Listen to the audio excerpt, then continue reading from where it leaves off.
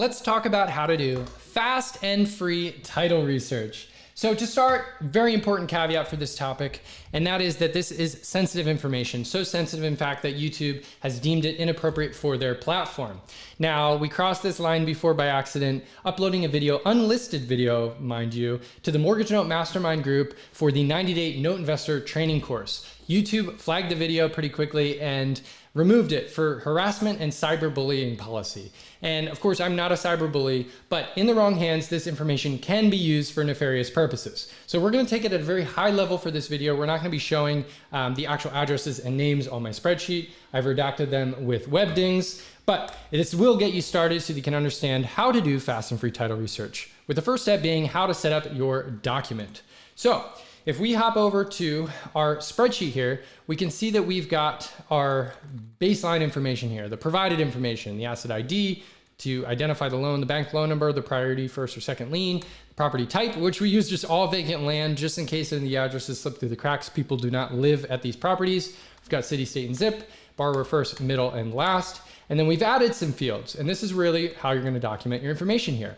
Property owner, who owns the specific property on the public record, whether or not it's secured or not, the tax information, the senior lien information, and then two more fields here for other liens and other details. So let's hop back over to the presentation and get into the next step, which is how to find the public records. Well, a nice perk for our mastermind members is the Counties app.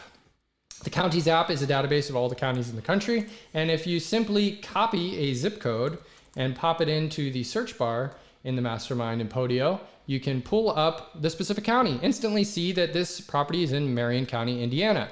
And we've done research in this county already so that we know the deeds and the taxes are available for research online. That is what makes this fast and free title research possible. If the tax and deed information was offline and unavailable, we would need to hire a title company to do this research for us. They would have an abstractor, which is a fancy word of saying a title researcher, visit the local county and physically pull the files out of the filing cabinets and enter this information into the records. Now, because these deeds are online, I would highly recommend you learn to do this process yourself.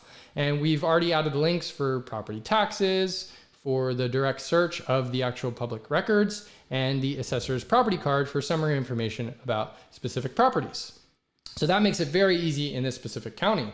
So let's hop back over to the presentation here and see that the next step is what are we actually searching for and why? So using the spreadsheet to frame the next steps of this process, we'll see that property owner, finding out whether a lien is secured or unsecured, is going to be your first order of business. So what you're going to do is copy the address from your mortgage note spreadsheet, go back over to the county's property card. Most counties have something similar to a property report card, but you could go right to the public records for this, or you could even search in the tax records to start and search the specific address here. This search will result in a card which creates a summary of that specific property. It will tell you who owns the property, very important for this part, and it'll also tell you who they bought it from and how they acquired it, what type of deed transferred the property from the previous owner to the current owner. Now, we'll take the property owner name and we'll paste it into the property owner field. Now, if the property owner matches this name here, which is redacted in webdings, if that matches, then the loan is secured. Now, it's possible that it could be unsecured, but that's a bigger problem that we'd talk to our seller about. That would mean that the lien was released or is no longer on title. However, if they match, for all intents and purposes, it is secured. Now, if the property owner doesn't match, then we need to do a little bit more information.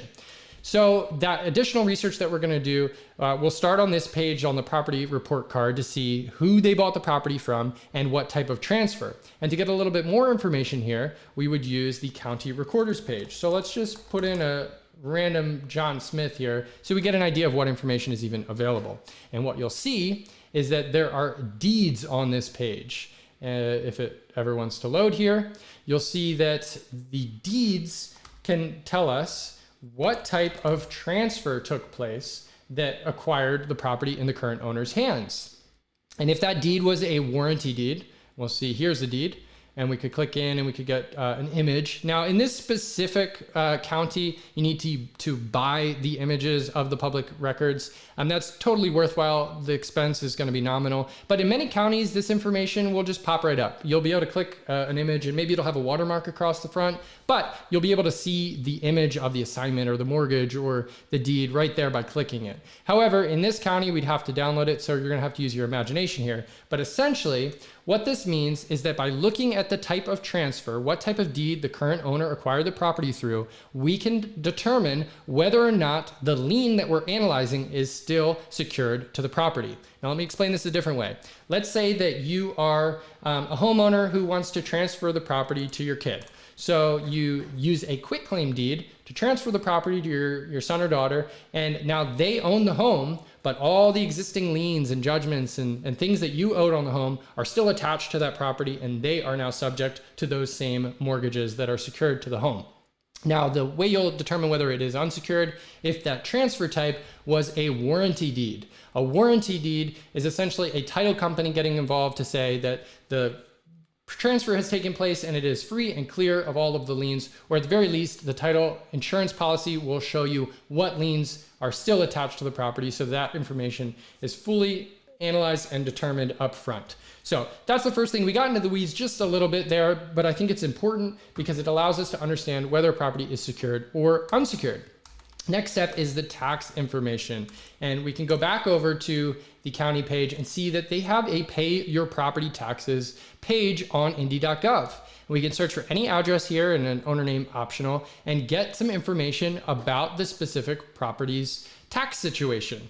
Now, any county that you find will most likely have a page like this because they want to make it easy for the residents to pay them. So you can essentially search the property and see what is currently owed, how much, what past years have been unpaid or paid, when the next bill is due, and some more information about whether or not the property taxes have been sold. Now, in most counties, there's a tax certificate or a tax deed process in which an owner can lose the secured interest in their property through not paying their property taxes. So essentially in this step of the process, it's nice to use something like a data validation. So you can make sure that the information you're adding is accurate. So not duplicates, but data validation, we can add a list. And in this case, we could call it current, delinquent, I spelled it wrong, pretend it was right, or sold. And then we can press OK here. And now when we enter these tax statuses, if we say sold, it will put it in the web dings as well. But you'll see this little drop-down menu is making it so we can only select certain fields and we're consistent with our research here.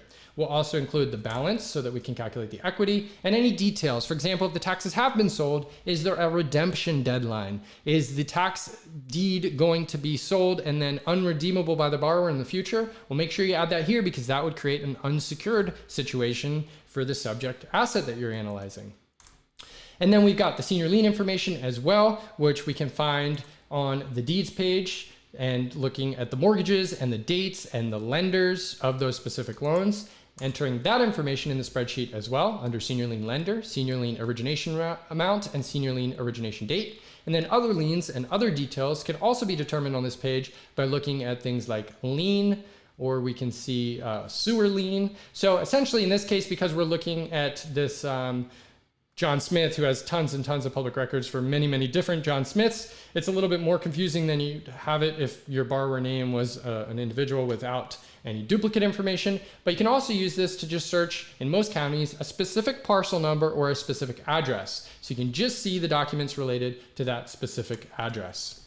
So next step here, where to document your findings. So we've been explaining that so far in a little bit of detail. You add that to your spreadsheet, and using things like conditional formatting, you can make sure that it's accurate and consistent information, because that's going to be how you're able to analyze this information in the future. For example, secured, maybe you say yes on one loan, maybe you say secured on another, maybe you say unsecured or no. You need to be consistent with this information. Otherwise, you're not going to have a searchable spreadsheet that you can use going forward. Same thing with like the balance. You want to make sure that this is formatted as currency or as a number so that you can make sure that this information is calculatable. It's not a text field, for example, and you can use these formulas, equity analysis, to analyze the balances that you have here. And just going forward, you want to make sure that you're documenting things consistently so that this research that you're doing is not going to have to be duplicated. You're not going to have to do this all again when you're actually going to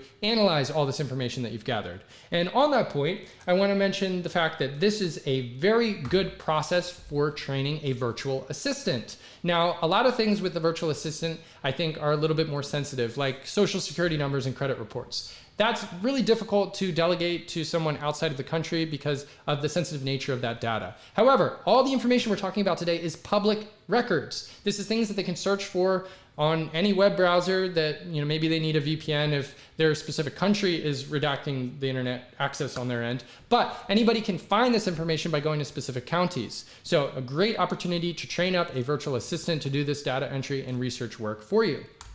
So last step here, what does it all mean and what do we need to do next here?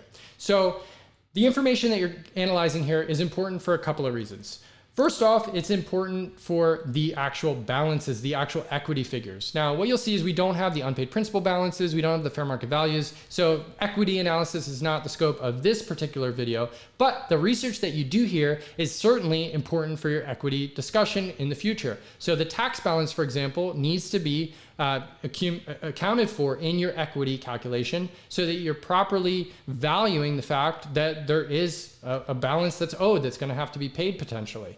Same thing with the statuses. Now, a really important consideration when you're looking at senior lien and tax statuses, which by the way, we do not find a senior lien status in the public record unless it has went through the foreclosure process and there's a lis pendens or another type of foreclosure filing recorded in the county record. That's going to be from the credit report. However, the tax status you can find on that tax assessor's payment page. That information is really critical for your pricing. Now, most investors, when they're analyzing a mortgage note and they're valuing what they're going to pay for a loan, they're going to be looking at the potential exit strategies. They're going to be looking at whether or not a loan will be resolved through a payment plan or a monthly or a payoff or something that's, the borrower is staying in the home and making payments, or if they are going to be deeding the property back to you through a quitclaim deed, or maybe they just throw up their hands and they say foreclose and take the property through the REO process. That is a different type of analysis than if you're more likely going to expect a borrower resolution. So by knowing right off the bat whether or not a property tax status is current or delinquent or even sold, and the property is going through a tax lien sale in the future or a tax certificate sale, that will now allow you to properly determine, not with 100% accuracy, but with more accuracy than if you didn't have this information, whether or not you're going to potentially be taking back the deed and need to go through an REO or a potential rehab process or a listing process to sell the home, or maybe it could become a rental property. Like, there's so many different aspects of that process versus just getting a lump sum payoff or a monthly payment plan. So if the tax status is current, or you look at the credit report and the senior lien status is current, then that information can allow you to analyze the loan in a different way and to more highly value the potential outcome of a borrower resolution versus a property resolution. So not only are you using the actual balances to calculate things like equity, but you're also using the actual statuses to calculate what type of formulas you're going to be using to value that asset. So what does it all mean? Essentially, it means that you can take the next step of the process. Everything we've done so far has been pretty fast and free, so you're able to do this in your indicative bid process. A lot of investors are going to do this upfront work before they even make their final offer, which I think is a great way to start your process because it allows you to determine whether or not you're going to start spending more money on research. Now, I would recommend, if you're going into the deal and you want to take the next step, to actually order a title report or an O&E report from a professional company. Now, a few things that this can do for you. For starters, it will give you the complete PDF summary of everything that's on title, including the property taxes. It'll include page after page of the recorded images of all of the mortgages and deeds and assignments that are recorded to that home. But I think even more importantly, what it does, a good title company will include a spreadsheet output of the same data. And you can essentially see, we did a handful of fields here on our spreadsheet. But if you look at a specific, an actual title report, you'll see that spreadsheet contains 100 fields or more. So by using that information for the future of your research, you can identify different fields that they use, different pieces of data that they capture in their professional abstracting process that maybe you want to add to your future process when you're looking at properties that are available in county records. So that is another important step, determining whether or not you have a threshold for when you want to spend about $100 on an O&E report, or it's called an ownership and encumbrance report, or a title report. And maybe some assets where the unpaid principal balance or the potential purchase price is like less than $1,000. Maybe you do all the research yourself, or if it's over $10,000, for example, you're gonna also hire a title company to help with that process. So this should have gotten you started at a high level on how to do this fast and free title research. For more information, the Mortgage Note Mastermind has so much more. We have mirror links to the videos that YouTube deems inappropriate for the platform, so you're able to get a better step-by-step understanding of this process. But in the meantime, I hope that this video has helped you get started and understand all of the valuable information that we can do from the comfort of our own desk. All right, until next time, I'll be here waiting.